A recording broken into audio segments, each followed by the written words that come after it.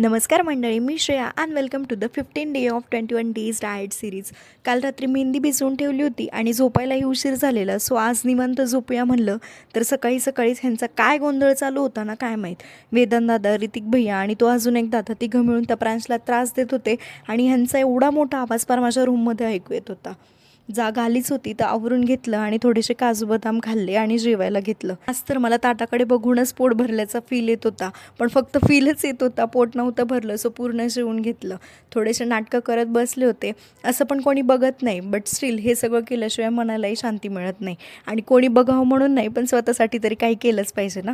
तेवढ्यात बहिणीने हे सगळं आणून दिलं, पण ह्यातलं मला असं पण काहीच आवडत नाही. सो फक्त एक चिक्की खाल्ली आणि नंतर थोडेसे फुटाणे. डाएटचा फायदा झाला की नाही तर झाला, खूप झाला की कमी झाला हे मी माझ्या बॉडीनुसार डिसाईड नाही करू शकत. पण 17 नोव्हेंबरला मी वेट केलं होतं, त्यानंतर 5 डिसेंबरला केलं तर मला 3.4 kgचा डिफरन्स दिसला. पण आज 11 डिसेंबरला मी परत वेट केलं तर 900 ग्रॅम परत वेट वाढलेलं मला जाणवलं. तर 17 नोव्हेंबरपासून ते 11 डिसेंबरपर्यंत या 25 दिवसात माझं 2.5 kg वेट कमी झालं.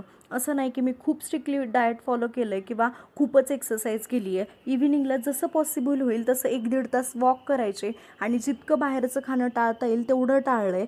डाएट केलं, पण खूप असं मन मारून किंवा शरीराला त्रास देऊन मी काहीच केलं नाही आहे. स्टील माझं आरामशीर 2.5 kg कमी झालं आहे. आज थोडंसं काम होतं, सो आवरून बाहेर गेले.